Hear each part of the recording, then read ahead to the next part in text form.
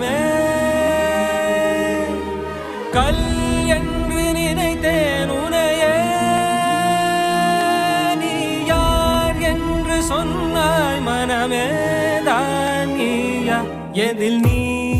இருந்தாய் எங்கோ மறைந்தாய் உன்னை